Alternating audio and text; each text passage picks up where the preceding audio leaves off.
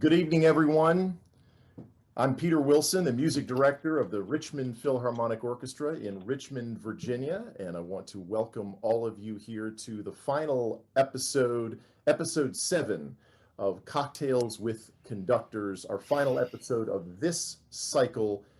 And I want to introduce my great co-host, Will Patty, the assistant conductor of the Richmond Philharmonic. Good evening, Will. Hey, Peter. Good evening to you. Thank you so much. I'm honored to be here again. Everyone, lovely to see you all as well.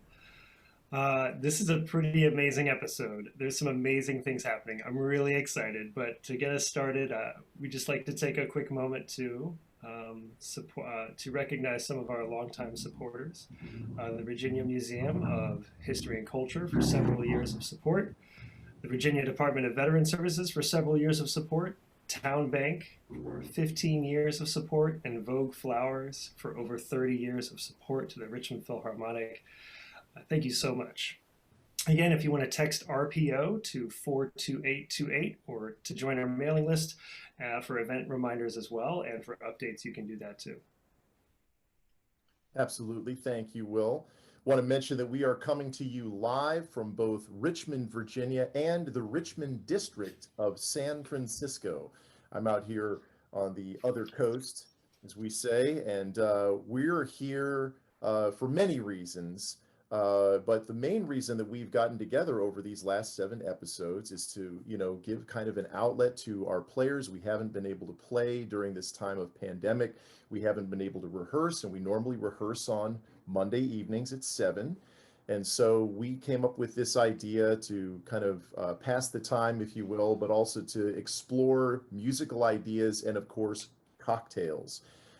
Tonight's episode is particularly exciting for a couple of reasons, not the least of which this gentleman sitting next to me here turns 250 in 2 days, and we wanted to give a big celebration to Beethoven, Ludwig van Beethoven, the father of the modern symphony. You can't be a symphony orchestra without playing Beethoven.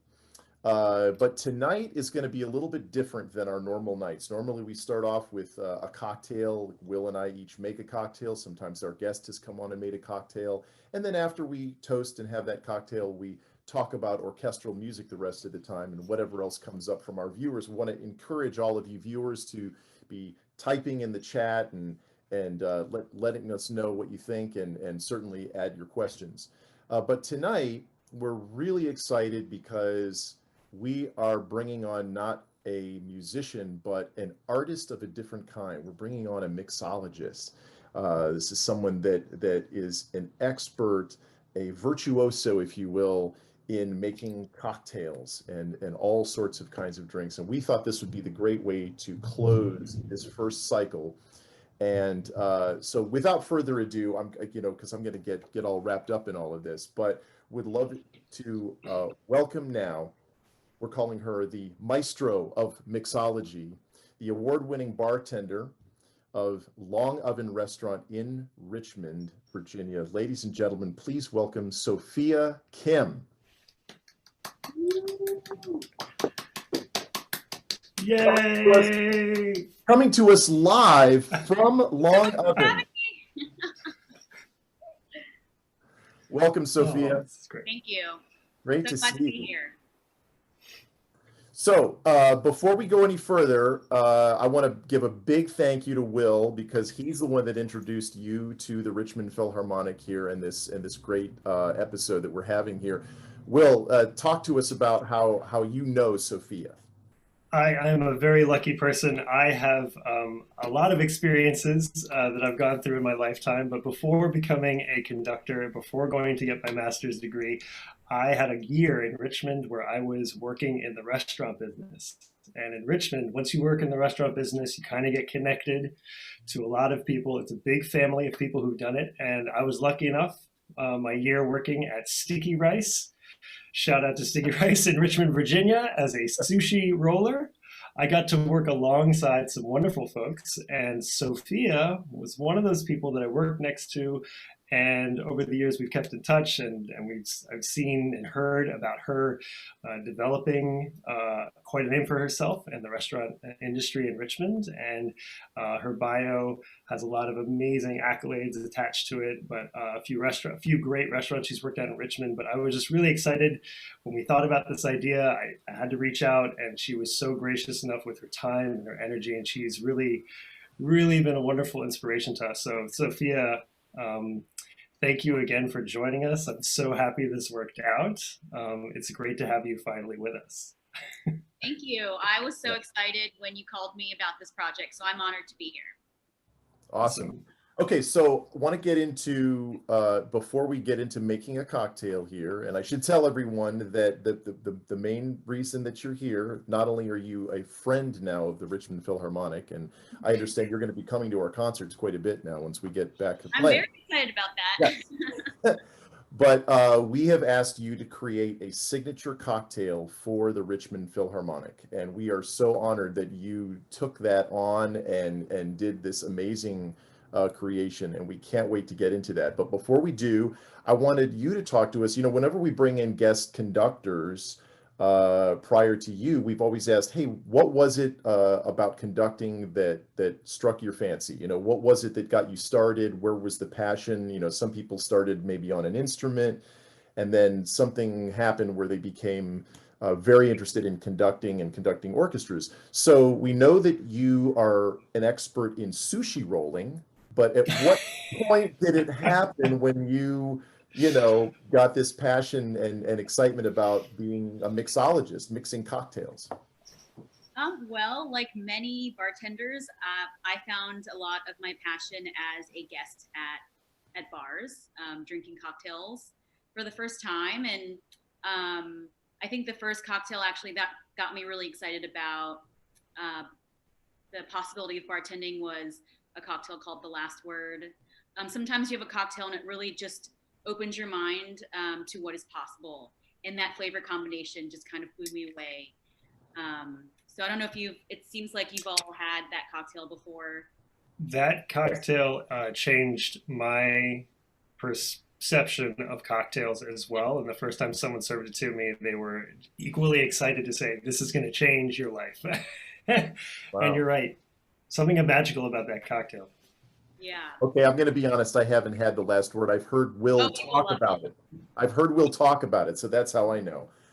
Yeah. So, so I just enjoyed cocktails as a guest for many years, and then luckily Michelle at Dutch and Company gave me my first cocktail bartending job, and she taught me so much. And I guess I just love working in restaurants and being in the restaurant atmosphere. Like Will said, it creates a community for everyone that is working together, but also, you go to a restaurant or a bar to have a time to share a good meal with people that you love and care about, and that has just always been really appealing to me.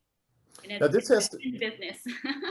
Yeah, so and this has to be a pretty complicated, probably isn't the word, but sort of an elaborate thing to be a bartender, because it's not just about having a mastery in tastes and spirits and all kinds of beverages, but you also have to kind of entertain people, right? I mean, you have to be able to juggle all of these things. You have to, make sure that everybody is happy. You're probably serving some food at the bar, right? I mean, you have to juggle a lot of things.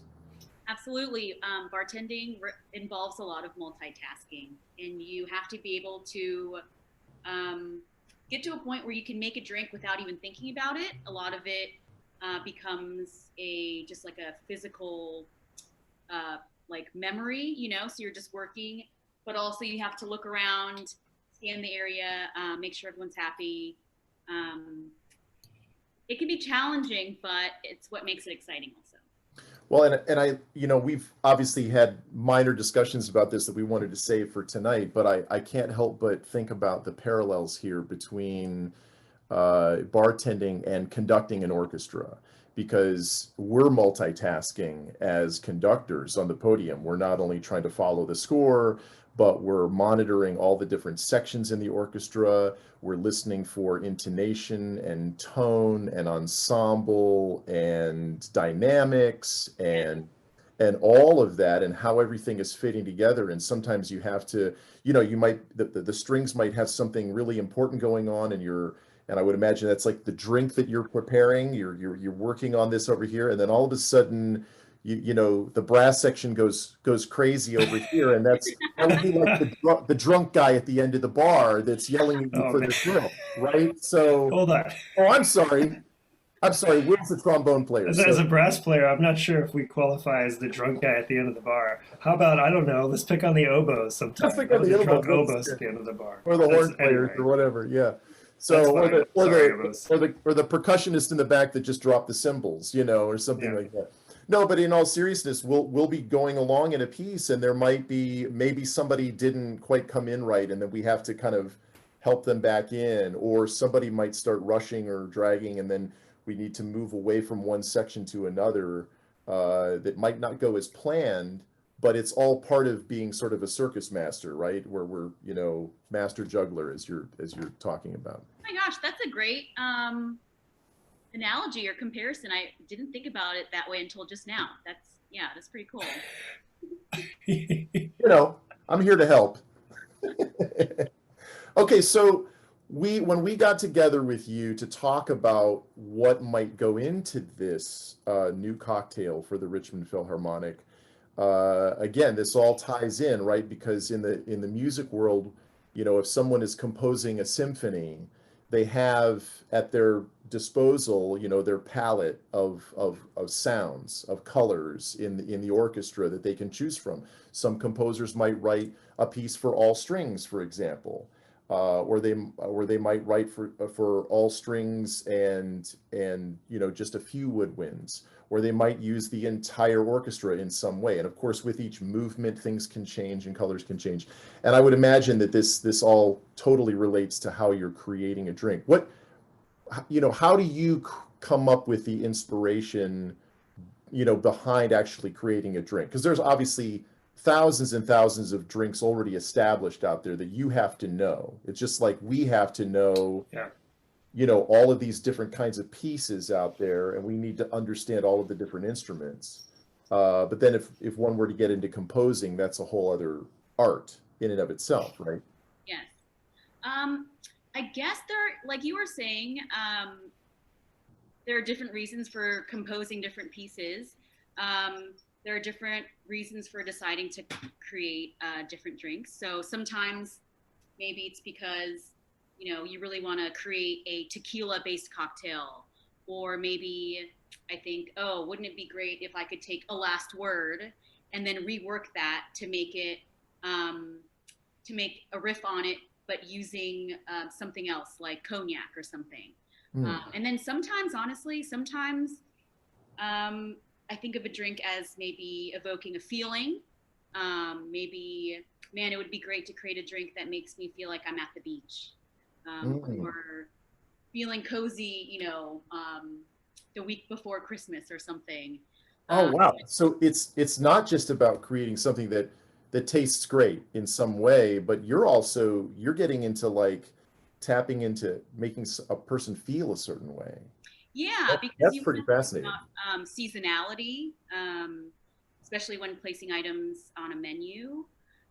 Also, you want to make the guest happy. You want to make the person at the bar happy. So other times, maybe you think of a drink or create a drink for maybe the regular that loves gin, and you really want to be able to serve them something kind of different the next time they come in. And also maybe sometimes a name will pop into my mind, and I think, man, that would be a really great cocktail name.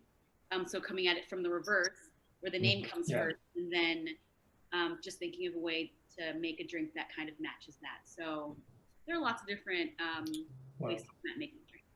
Well, yeah, and so we hear stories about different composers. Some will sit down and actively try to write something, and they might have writer's block. They might just be struggling with something that might have been commissioned to write something, and then they're having trouble.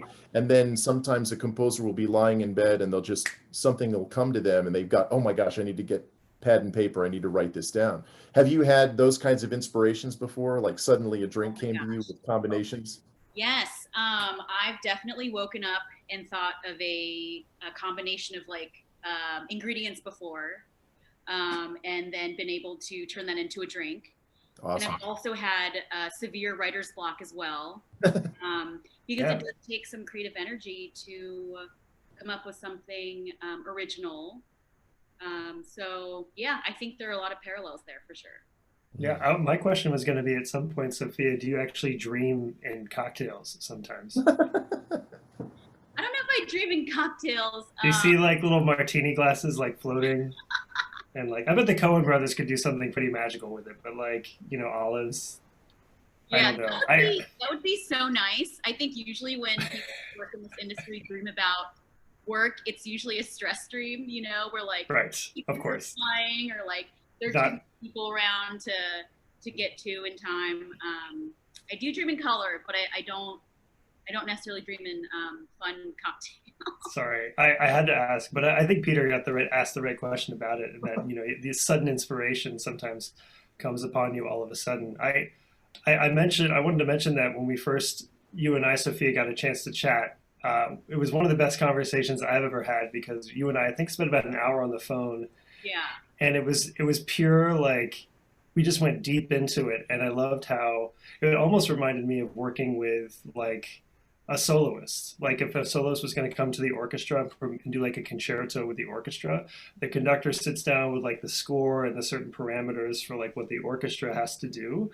But the soloist's interpretation of the piece is part of the reason why the audience will come, and you'll have to work with the soloist and see what their inspiration is and see where it matches up. But working with you has felt very much like that because you're an artist of a certain level, and we were talking very much like, well, the strings are made of wood, and there's a smokiness with wood, and like we really kind of got in. I really enjoyed having that conversation and making some notes and talking about possible ways to frame an orchestrally themed cocktail. But it was so exciting to talk about some of those elements. I can't remember all of them. I know that we talked about low tones of instruments providing base layers of a cocktail. Do you have any sort of like architecture for how kind of like, I think you mentioned like the basic architecture for some cocktails pretty much follows kind of a basic architecture? Well, yeah, I remember that conversation fondly, and I remember getting really excited as well, and knowing immediately that this project was definitely up my alley because just thinking about the way an orchestra is built of many components, it very naturally was clear to me, like, oh my gosh, you can really compare that to building a cocktail, which is made of different components, but when combined in balance, creates something new, something whole. So I thought that was really cool. Yeah. I thought that was great. Well, I have kind of a similar experience as you just said that you did, and you said a lot of bartenders have. I'm not saying I'm going to become a bartender, but there are a couple of drinks. You could. You could. A couple of drinks that I've learned how to make, and I've just gotten really into this. But I was telling you the other day that for me, I started off with drinking, margaritas and mules and things like that, and then I started going to bars and kind of having a sense about the mixology element and how some bartenders get, really into the weeds about this and go down rabbit holes and really love to create these things. I know there are competitions for mixology and, people come in and they have to create things right away. And so one of the things that I love to do is when I go into a new bar and whoever the bartender is, especially if it's a restaurant that might have a menu of signature cocktails, like different cocktails that they're trying to feature, I will usually start with those because obviously they've spent time creating these, which is great. But then I'll also ask that bartender what their best drink is, what they think their best drink is. So I want to ask you that. What do you have the most passion about making if you had to pick one cocktail that that you make well? That's a hard question. I'm also really bad at picking favorites. So generally, I would say I like to make all cocktails, and my goal is always to make sure that the person I'm serving this cocktail to likes the drink. That being said, I have had a lot of experience making riffs on Manhattans, and I also really enjoy making margaritas, honestly, because that's what I like to drink. So. Yeah. Well, I know it's sort of like asking a musician or even a conductor, what's your favorite piece to conduct? I mean, it depends on our mood, right? It depends on who the musicians might be, which orchestra we might be, and you know what seasonal things are. I mean, we all have favorites in some respects, but then it really depends on what we're feeling and what the occasion might be and stuff like that. So I know I was putting you on the spot there, but I was kind of hoping you'd mention the Manhattan, only because I believe that we're talking to an award-winning maker of Manhattans. Am I right in saying that? Yes, that is true. I did win in 2019 the Woodford Reserve Manhattan Experience competition, which was one of the greatest achievements of my career, I would say. Absolutely. That's awesome. Yeah. That is just congratulations. That's fantastic. And I when I visit Longoven, yes. When the pandemic is over, I hope you will make me a Manhattan, because I would love to. I would love to do that. Okay. So, Sophia, might I also let Beethoven celebrate this for a moment? That's right. There you go. The birthday boy himself. Sophia, you rock. Way to go. The birthday Beethoven's very impressed. Well, Beethoven rocks, so. before we get it, Beethoven on the rocks? Oh, wait, sorry. Before we go any further, I also want to make sure that we give a plug for Longoven, because I understand, wasn't there a very special write-up in a Bon Appetit magazine? Yes, Longoven got top 10 restaurants in the country. Wow. 2019 for Bon Appetit, which was also a huge accomplishment for Longoven, and it's a great place. I hope you all get to come in and have a nice meal and a nice cocktail at some time. Well, we are definitely going to put that on the docket for the post-concert dinner after our next concert, whenever we can do that in person. And oh my gosh, that'll be great. We're totally going to invite orchestra and members. I mean, obviously, there's probably going to be a waiting, line out. I don't know how many does the Longoven. You just give me a call and we will make it happen. We'll get everyone in. Yeah. Did I just? Yeah. Okay. Sometimes those top 10 restaurants in America do have somewhat of a waiting list, Peter. But that's right. Yeah, probably. But and Sophia, just to mention, Longoven is in the Scots Addition neighborhood, right? Yes, it is. Yeah, that's right. So all you Richmonders, and you're still offering like services, like takeout services and things like that. Actually, yes, we offer to go, so you can order meal kits to go, especially right before Christmas. We have a Christmas, an excellent a la carte to go option, and you can order cocktails from us to go as well, and that's great. Yeah, please come on in, order some food to go. Wonderful. To go. Awesome. Okay, so we're gonna, before we get into the ingredients of our new signature cocktail that you created, we do have one. I'm gonna totally step on you, Will, here, because I've been staring at this question in the chat from our president, Dave Davis, who asked Sophia, if you had to stock your bar with just one base spirit, what would you choose? And she doesn't like to. She doesn't like to pick favorites. I know. And Dave. I want you to know, Dave is wanting you to choose gin. He's wanting this. I'm just saying. He's wanting you to say that. I'm going to go out on a limb, but you don't have to. You could say Woodford Reserve, for example, because I love that, or tequila. Various tequilas. No, go ahead. If I were to stock it selfishly for myself, it would be tequila, I would say. Yes. Wow. That's what I'm talking about right there. Big win for you, Peter. Big win. Okay. So I would imagine that when now as we turn into this and talking about how you created this cocktail, I would imagine it's it's a delicate thing, right? Because you don't want to put too many ingredients in something because things can compete with one another, right? I mean, I'm sure there's a whole science to all of this that you have to learn. And some of the best cocktails probably are the simplest that have, one or two ingredients too, right? And so talk about how you try to balance that. Well, here I'll draw a parallel to the orchestral world. I believe in the orchestral world, there's a reference to the classics, right? So also in the cocktail bartending world, there is a reference to the classic cocktails. You kind of have to learn the classic cocktails before you are able to really create original cocktails. Because in reality, most original drinks are actually riffs on classics. So yeah, you kind of have to study and know where to start. And always keep balance in mind. And like you said, simplicity can be powerful. And honestly, most cocktails can fall into just a couple categories. You find like a margarita is in the sours category.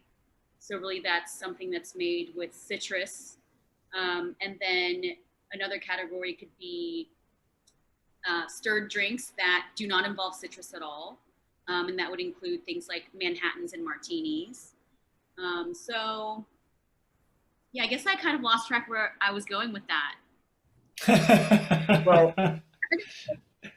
well, I'll say that I loved what you were saying about the classics. It's like for us, we have to learn when we're learning music. Like I'm a violinist originally, so I had to sit there and I had to be learning Bach and Mozart and a little bit of Beethoven. Sometimes Beethoven can be actually kind of challenging. And so, some of these other sort of lighter composers, as we say, not that they're not also hard in their own ways. Sometimes the more simple classics are actually harder to perform than some of the bombastic, Stravinsky or, that sort of thing, depending on what we're talking about. But you have to know those base things. And even composers will tell you that they study the old classics in order to become greater composers. I mean, Stravinsky was, absolutely fluent in everything before him, and that's why he was able to do so much of what he was able to do. And in fact, he gave a nod to so many of those previous composers because he was creating, neoclassic music. He was kind of reviving the classical style in so many ways in the early part of the 20th century. So it's all cyclical, right? I mean, I can totally see what you're talking about, that things can be completely related and riffs off of other things. And as Stravinsky said, the greatest composers are clever thieves because they're always stealing the best parts of the composers before them. So that's great. Did you want to say something, Will, before we get into this? No, that was fine. I was going to make the same reference to the fact that a symphony orchestra is kind of built on the basics as well. And something that Sophia and I talked about early on was we are a community-based orchestra, and we love to premiere, we love to expand, we love to try more recent, newer things, but at the same time we are grounded in the old classics, and it's important for our own technique and our own artistry to play those, but also for our audience as well to be grounded in something like that. But it's great to also, like, on the same concert, contrast with newer things. And the best part is to draw parallels and to see where a certain form of a piece will maintain throughout time, but the elements inside that form can change. And like, there's lots of strength in certain forms as well. So yeah, it's great. Yeah. So, okay, let's do this. We are going to introduce the signature cocktail that you have created, a Sophia Kim creation. And we talked to you about, I know you were asking us questions about the orchestra and what we might want in this cocktail. And one of the things that I had mentioned was, of course, my love of tequila and Will's love of mezcal. And so I think that you decided to kind of come in the middle there with the reposado tequila because it's a little bit smoky. And then I did mention that our president loves gin, and so I think you were kind of working on that. And then the the last thing I'll say before I want you to then talk about how you came to this was I mentioned to you that Beethoven, who we are celebrating, was a lover of red wine, that he didn't drink anything but red wine. He loved that so much. And then it got you to thinking about a particular kind of spirit that you could add to this. So go ahead and talk about how you created this drink. Yeah, so sometimes it's difficult to start with, give me anything, you know? So finding out kind of like the favorites was a great starting point. So yes, this drink includes gin and reposado tequila and Barolo Canado for Beethoven, which is there you go. Yes, and there are many different brands, so whatever you can find will do great. We'll see, we have 3 different brands. That's really cool. Holy cow. I have lots of feelings about this. Lots of feelings. Yeah, so Barolo Canado, I thought when you told me that Beethoven was a huge wine drinker, it just like popped in my head that this drink should have Barolo Canado in it. It is a special aromatized wine, often using cinchona bark, rhubarb, gentian, cardamom for this particular brand. And it is... It's like a dessert. It could be a dessert wine, right? It could be enjoyed, yes, at the end of a meal, kind of alongside dessert, especially chocolate. And it's also enjoyed as a digestion. It's wonderful by itself. I like to drink it in the wintertime, you know, so it's all fitting. And it's a beautiful wine made with Barolo grapes from the Barolo DOCG in Piedmont. So it's high quality. And I thought, you know, we could have nothing less than that for Beethoven's 250th anniversary. And the Richmond Philharmonic. And the Richmond Philharmonic. High quality. Telling you what. But this Cannato, I've done the research on it, and I had no knowledge of it. And when you first told me about it, I think you told me it's basically, it qualifies as a vermouth also because it's aromatized. Yes. But so when I thought vermouth, I've had vermouth, and it has kind of a very particular type of flavor. This is very much like a sweet dessert wine almost, and I was surprised at that. But then when I did some more research, I mean, the way you also explained is that this particular dessert, or this Canado, has like emblematic elements of Beethoven because it's kind of exciting. It has some high notes and some soft notes, and it really plays into his own sort of artistry as well, I think. It's a complex drinking wine for sure. It's perfect for this drink. Too, yeah. But I've been really enjoying it and savoring every drop. It's pretty amazing stuff. Wonderful. Yeah. Okay, so, and the other ingredients? The other ingredients include Amontillado sherry and orange bitters. And the 6th ingredient would be a cherry soaked in Luxardo maraschino. Getting that ready right now. Okay. Okay, so talk to us about the preparation. What do we need to do before we start mixing this drink? So this is a drink that will be stirred. It is actually a riff on a classic Manhattan. So classic Manhattan is composed of bitters, vermouth, and a whiskey. But what I've done is taken that form and then kind of switched things in and out to create something new. So to start, do you have your mixing vessels and all of your... Got my ice over here. We're going to pour that over here.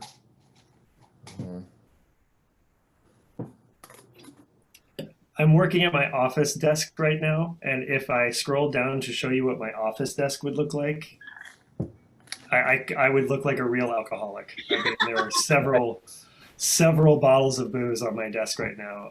It's really exciting. Okay. Oh dear. Okay. Okay, I have my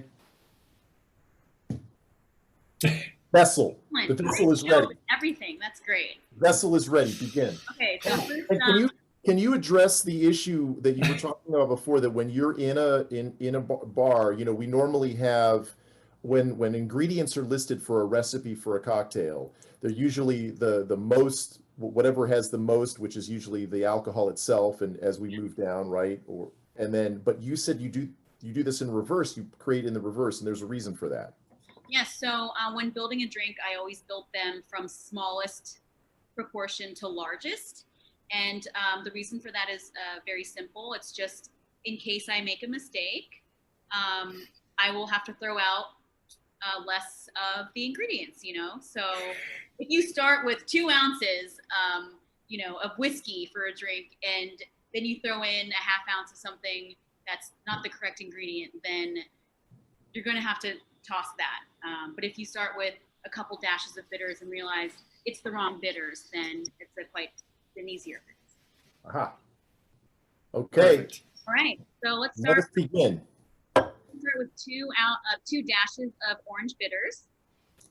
Okay, this is a big moment.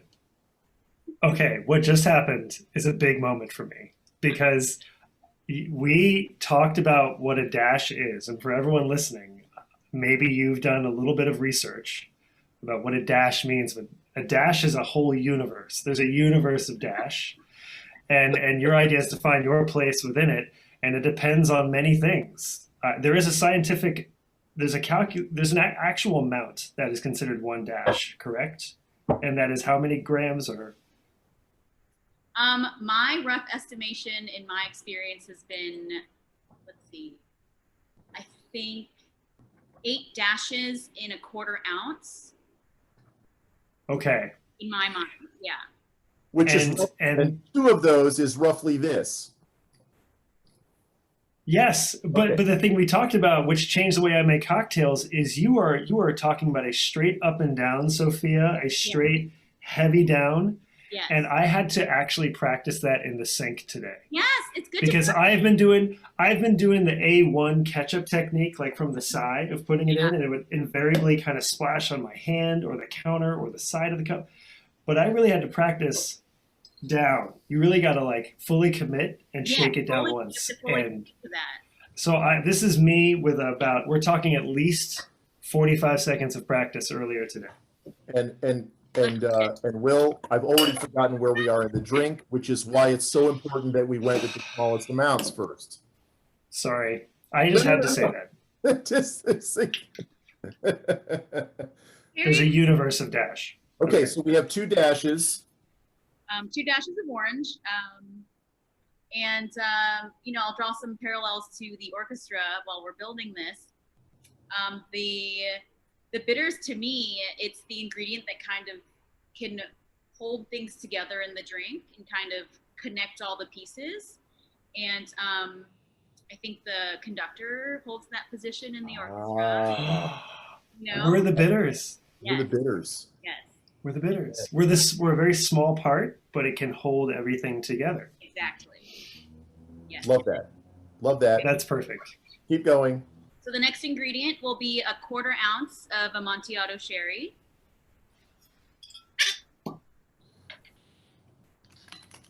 And I believe that's also equivalent to a 1.5 teaspoons. I don't have that conversion memorized, but I know you've done the research to know it. You know? Okay, and then let's move on. So then we have 3/4 ounces of the Barolo Canato. Mm. Mm.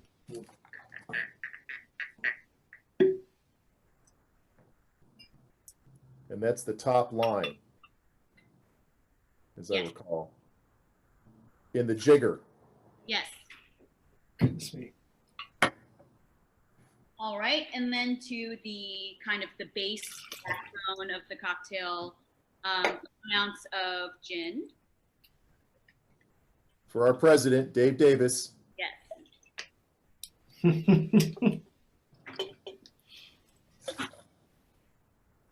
And 1 Dave might ounce accidentally of put a little more of that in there. Reposado tequila. What tequila are you using? Is that Alto? Altos. You have Altos there? Yeah. Yes. I'm using the Fortaleza. Oh my gosh, the very delicious Estrellita.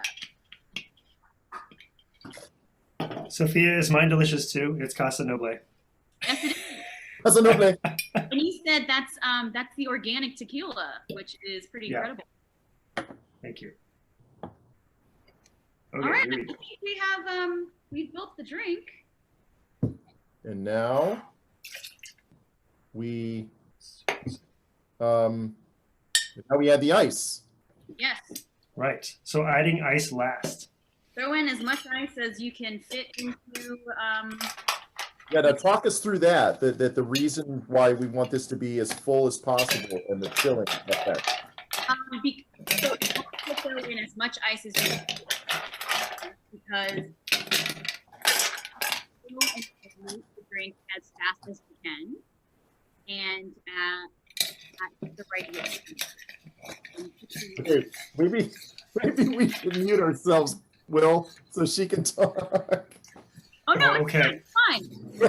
We have people saying they can't hear us over the ice. This might be a little loud too. Wait, hold on. Okay, I'm going to get the ice in here, and then Sophia's going to continue explaining the chill factor. And go. Okay. Everyone commit to the ice and let's go.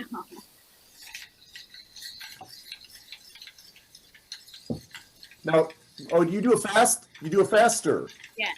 Oh, I did that wrong before. Okay, so.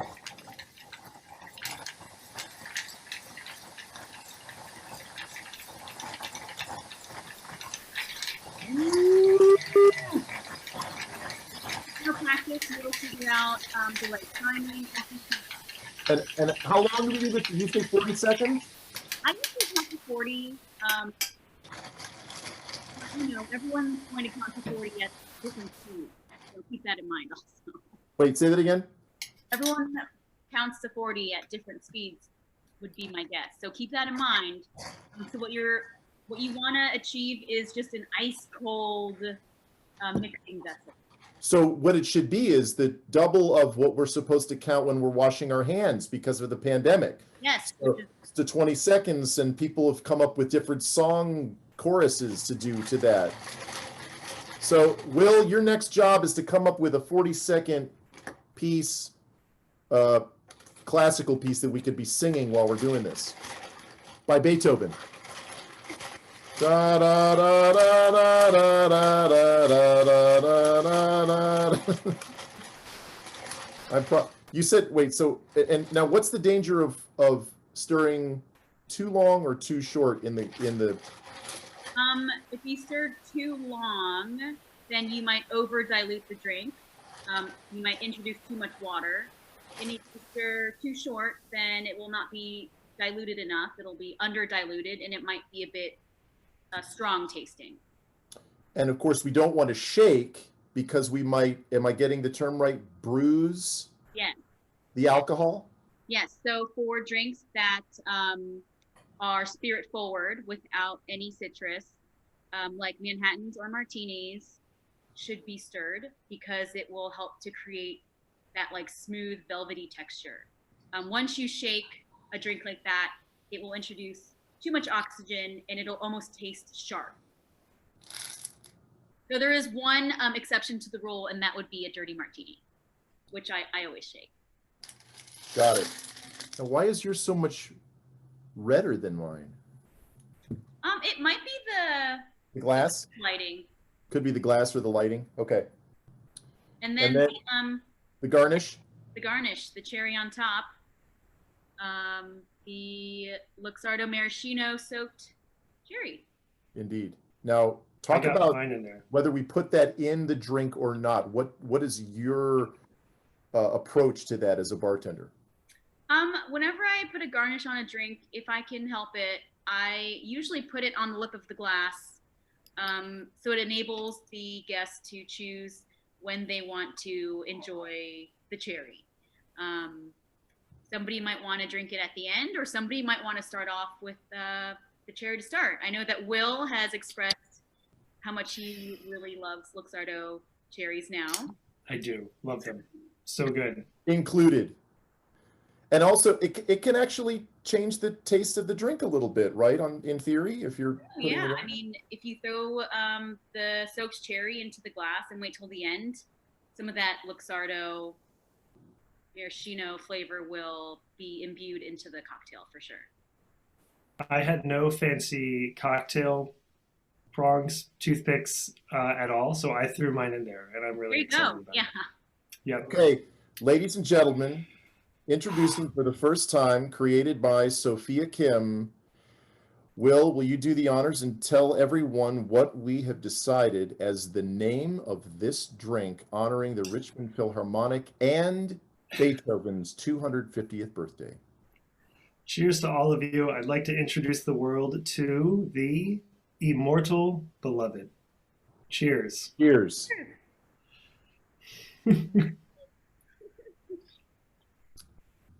Oh, Thank Sophia. you. Sophia, you're a maestro. Mm. Oh my goodness. I'm so glad you enjoy it. Wow. That is just lovely. Can I be honest? And I've been actually, I've been drinking all of the ingredients separately All day? over the past weekend.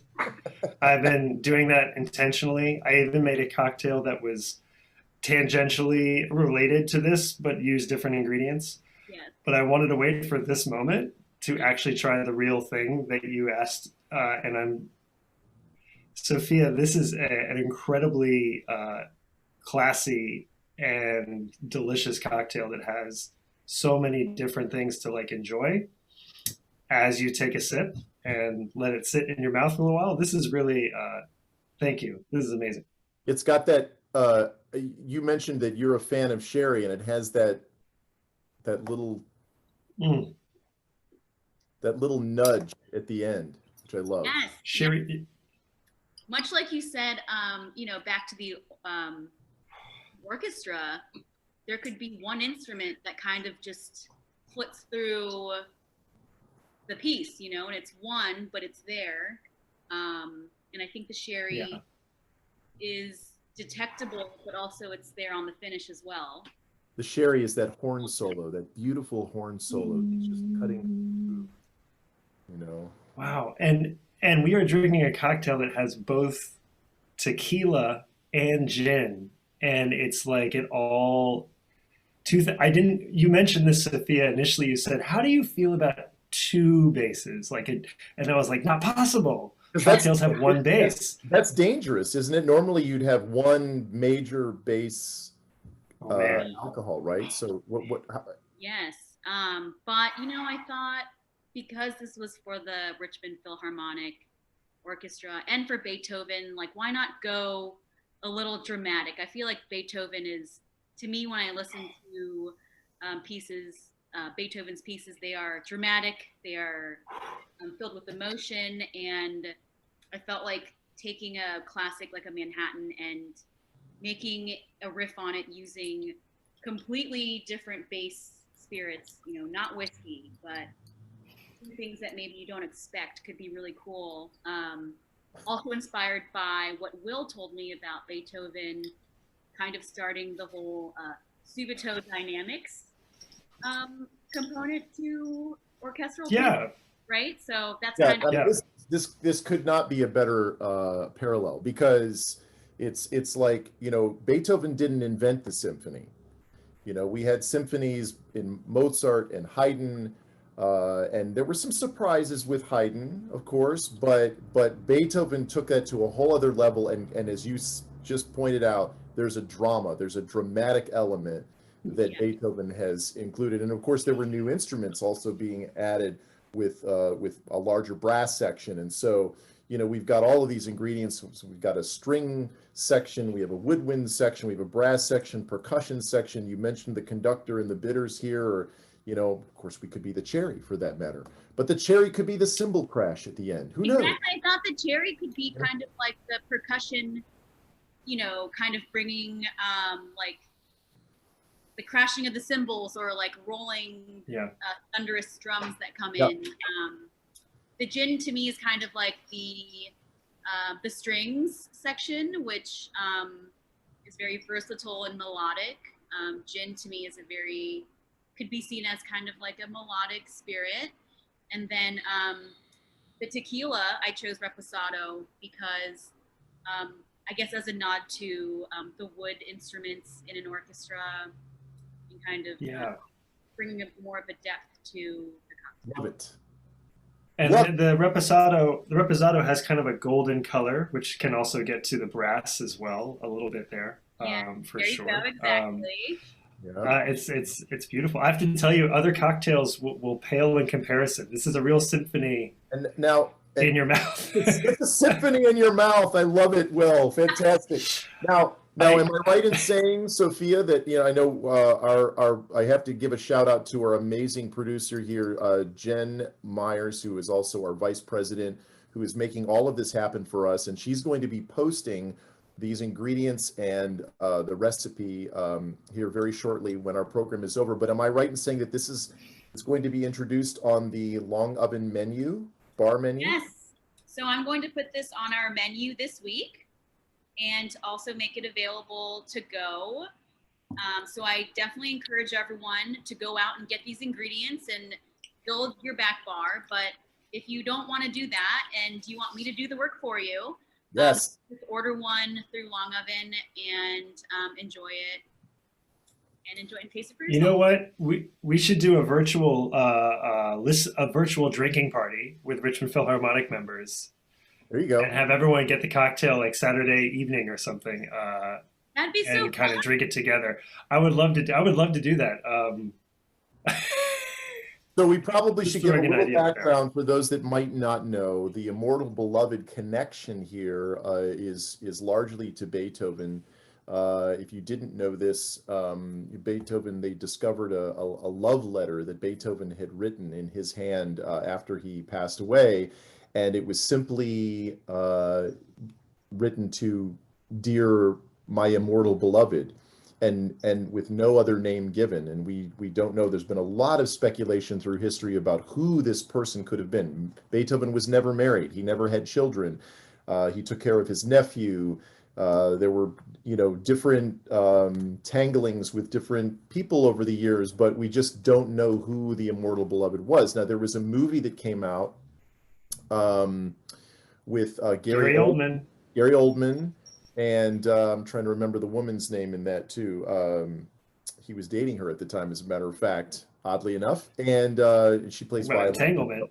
Yeah, talking about an entanglement. There was lots of women that were interested in Beethoven, and this movie, Immortal Beloved, kind of brought to the silver screen and to the world the whole idea about this letter that had been written. So in any event, we don't know. It could have been a man, it could have been a woman. We just don't know, and scholars still have different theories on this. But in any event, Immortal Beloved is, of course, a beautiful name. And it's obviously related to someone that Beethoven loved. And of course, we now love this drink, our own Immortal Beloved. Sophia Kim, we cannot thank you enough. You are a maestro of mixology. Oh my gosh. Cheers to Sophia. Cheers to you. Into the Richmond Philharmonic. Yes. Thank you. Do we have any other questions from our guests, our viewers? I don't know. We're still trying to find some are coming through. They're probably in awe of what we've experienced here. This has been just a fantastic hour.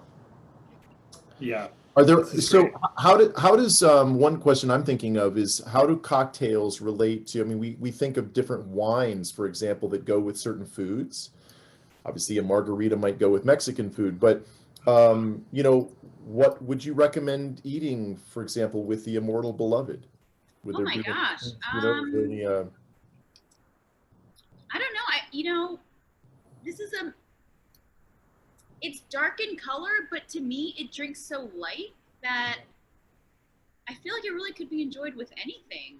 I don't know. Will, do you have a thought? Oh, my initial reaction to this is when it comes to cocktails, I actually get a little bit conflicted now, because cocktails for me are very much a singular thing. Yeah. And sometimes I don't like to eat food with a cocktail. I very much like to drink a wine, which is kind of a one-note thing. and if that wine pairs well with what I'm eating, I think that's what I prefer. I think cocktails are sort of like a sweet, definitely like before a meal. It's like a wonderful thing to sort of get your body and mouth and mind. But I'd have a hard time. I like enjoying it on its own, to be honest. But I'm Well, not. that's why a lot of people will have cocktails for an hour, and then they'll go and have their dinner. Yes. They'll have wine with dinner. Yeah. But Will, you need to go on some wine tastings because wine I know. can be just as Hold on. I you know. knew I was going to get letters from the audience. Let me go ahead and say, wine is not one note. It's not one Listen, note. I have been to places that make wine, and I know about terroir, and I know about the complexities that go into this. And I've had meals before that have been great, and then I've had wine pairings with meal that have like changed. That have been like, I will never forget them because the pairing was so beautiful. And I know wine is not one note. I don't really know what I was trying to say with that, but I do really like drinking cocktails. Single ingredient. I'll give you that. It's a single ingredient drink. There is that. Yes.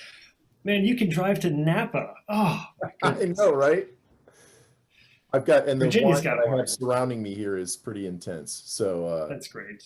yeah. I want to share one message from our audience. Lydia from our audience said that the last line of the letter, the document that was found from Immortal Beloved is, ever thine, ever mine, ever ours. The last three. Oh, That's very sweet. That Beethoven, always dramatic. Yes. There you go. wow, I love Yes. that. Oh, and yeah, and I could also say my stepmom from California, who lives in Half Moon Bay, about 20 miles south of you, is also chiming in, and says maybe this will make her a gin lover. Ah.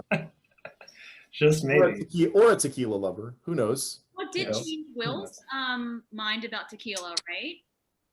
I have to say that before this event, I had some pretty negative experiences with tequila, and I have to say that it really was not super palatable. But what I didn't realize is that reposado is totally different than like the average kind of mixing tequila I think I've experienced before or been drinking before.